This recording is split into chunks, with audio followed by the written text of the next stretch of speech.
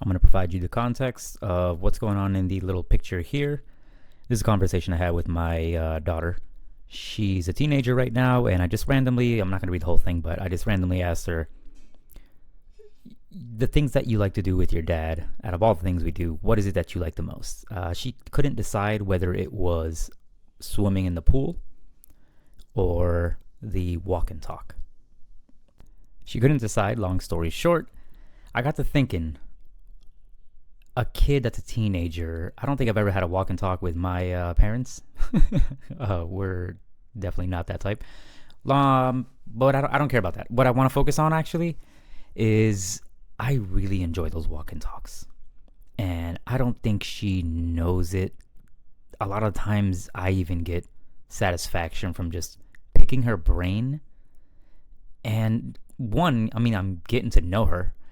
Two, it's awesome because it's natural. Like it doesn't feel forced. The way a walk and talk is, we just kind of go, and literally that's it. Like no one's forcing you to talk. No one's forcing you to say anything. In contrast to where you would have those parents, uncles, aunts, whatever, grandmas that go, "Hey, come here, sit down real quick. I want to talk to you." That sit down is the most horrible thing in the world as a kid or as a teenager, because you're like, oh crap, the heck did I do now? Or something's about to happen. Are they gonna go over the birds and the bees? Are they gonna say something that's gonna be uncomfortable? Are they gonna ask me if I'm suicidal? Like, they're gonna ask me something, or they're gonna tell me something. They're totally gonna tell me off. They're gonna make me want to change behaviors or something that I don't even think I'm doing. But that walk and talk, and the fact that it's natural and we both like to walk and talk. I've noticed we don't really do it in the daytime. It's always more like a after dinner, walk off your dinner kind of thing, but not necessarily walk off the dinner. We just both like, hey, you want to go for a walk tonight? Oh, yeah. And we just go, and then the conversations go anywhere and everywhere. I may show her this, so I'm probably not going to go too nitty gritty with the details, but I do want to say this opportunity that I've been given to just even have her, one, in my life, two, the fact that I can actually naturally, talk to her, and she can naturally talk to me without anybody having like such a high guard. Obviously, I'm not going to tell her too much stuff, 'cause she doesn't need to know, certain details. I'm a grown up, I'm an adult. She's just a kid, so to speak. No offense, baby. But I do feel as though, yeah, kids are always going to be guarded, especially if you had a parent who, like I just said, hey, sit down, I want to talk to you. You've had too much of those to the point where whenever somebody tells you they want to talk to you, it's almost like you have that guard up, or you get defensive. And these walk and talks are so crucial. They're so important to me. I'm sure they're probably important to her. I would hope so. Because, again, the 90s were different. The early 2000s were different. Your parents wouldn't necessarily do that, or at least mine didn't. And maybe there was some benefit there, maybe there wasn't. I don't know. I couldn't tell you. I just know what I lived through, and what I'm living now is sun and moon. And it's a beautiful, beautiful thing to have with your kids. I highly, highly, highly recommend doing walk and talks with your kids. Or hey, with your spouse, just walk and talks. There's zero pressure. You're walking side by side, so it's not even like you're giving them the death stare and just staring into their soul, or having your parents look into your soul, and you're just like, oh my gosh, is he gonna ask me if I have a boyfriend? Oh my god. There's like zero pressure. And I think that's why we both sort of have our guard down, and we're willing to talk about literally anything and everything. Again, I'm not going to go into details. But yeah, there's certain topics that we would hit that I'm like just having an out of body experience from. Just because of the sole fact of it's surreal that I can't believe I'm talking to my teenager about, said topics. It's not always going to be the boyfriend girlfriend thing. It's not always going to be, taxes. Or the typical stuff like, hey man, you got to stop having an attitude with your mother, because that's what normally happens in normal, I guess, households, or normal relationships with mothers and their daughters. Whereas with us, it's, hey, did you ever play that video game? Blah, blah, blah. Yeah. I played that. Damn, I grew up on that video game. What do you know about that video game? Hold on. What do you know about that video game? And then she'll tell me some things about the video game, and then boom, out of nowhere, she'll hit you with like life question. And then you just are like living in the moment, answering that life question or giving that fatherly advice to your offspring. And all the while, you both have a mutual surrealness, a mutual cathartic feeling from these conversations of, damn, I'm happy to have my dad. And then for me, it's, I'm happy to even be involved in her life. It's validating almost. I was already feeling this way, but then hearing her say it without having me like prompt her was and is always going to be a memory that sticks with me. I asked her, of course, because she's 16. I asked her in the text messages, as you can see in the thing. I let her know. I'm like, hey, it's for a project. What project? YouTube. Okay, yeah. I don't think she knows anything about the YouTube channel yet, which is fine. I do.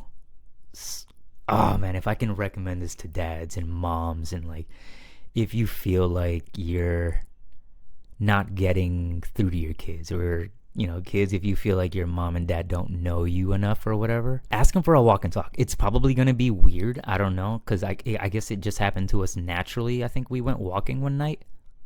I don't know if it was me who initiated or her who initiated. I just know we got to talking, and like deep conversations would come out of us. It wasn't just dad trying to be funny and makes a dad joke, or trying too damn hard. It'll be weird at first, I'm sure, for you all. I don't know. I just know with me it came natural, and I'm hoping it comes natural to you guys. I wouldn't say force the situation, but if you are in that situation where you guys are walking to the store or something, strike up a conversation. Ask them, hey mom, real quick, like what I asked in the message. Hey mom, dad, real quick, growing up, did you ever do walk and talks with your kids? I mean, with your parents? And then that'll probably get the ball rolling.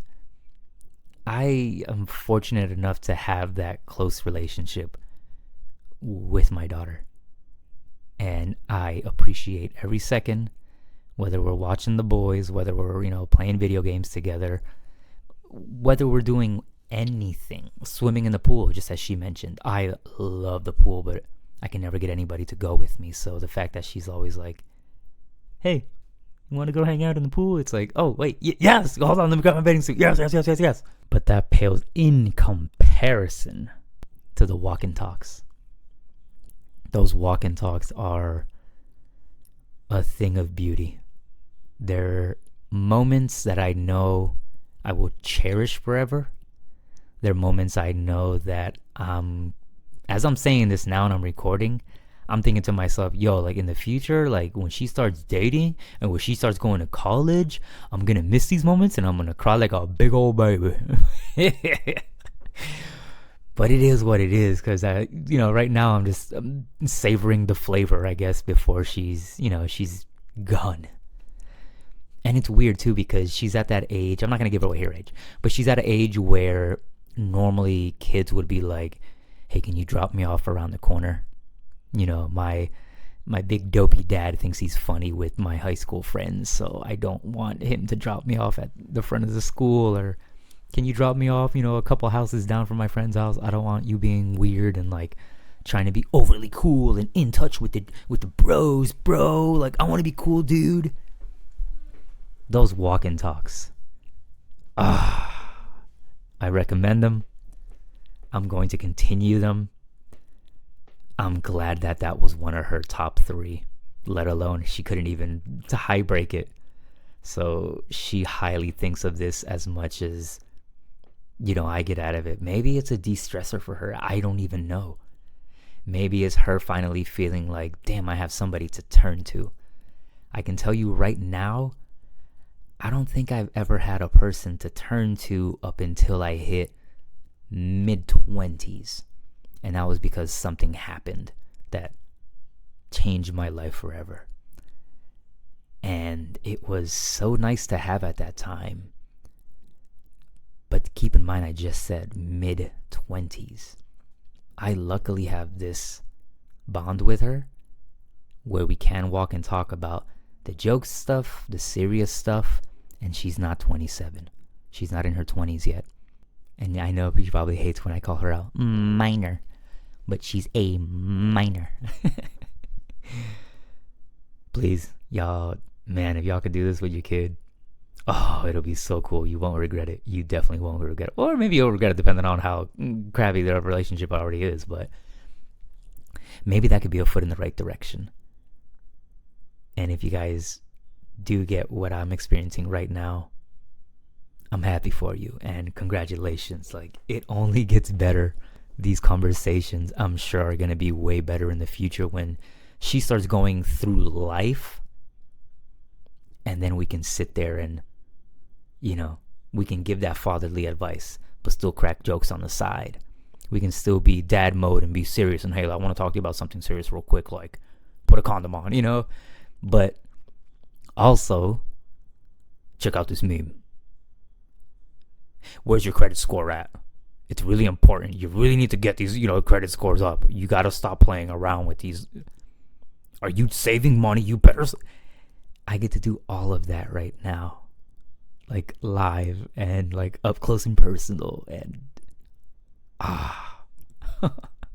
so it almost feels like I'm helping young me out before all the trauma and sadness and this and that. It's like oh, me and her joke about this all the time. You gotta break the generational curse. But yes, essentially, like, you're somewhat that, but also me being there for her, me guiding her, or being that guide that I didn't necessarily have is exactly what I wanted when even before she was born. Like, I've always knew I wanted a daughter first. That's besides the point. But during that stage in my life, I was always wanting what I didn't have. So it's... Damn, this is like a therapy session for me, man. What the hell? Alright, babe, please don't ever grow out of this, alright? I don't care how old you get. I want to be there for you. I want to make sure that I'm on the up and up. You hold me accountable for, being a dummy. And I'll do the same for you. Whenever I see you doing some dumb stuff, we can walk and talk. We can figure this out together. Because me being young, me being old, whatever, I learned a lot of things. So when you're going through some stuff, just know that you can talk to me, all right? Don't be hiding nothing from me. Because, I'm a parent. We're always going to find out. My parents used to find out all my stuff. So I'm always going to have that open arm for you. Don't end that open ear. You don't even have to, we don't got to dialogue it. If you want to monologue it. It is what it is. I'm here. All right. I love you.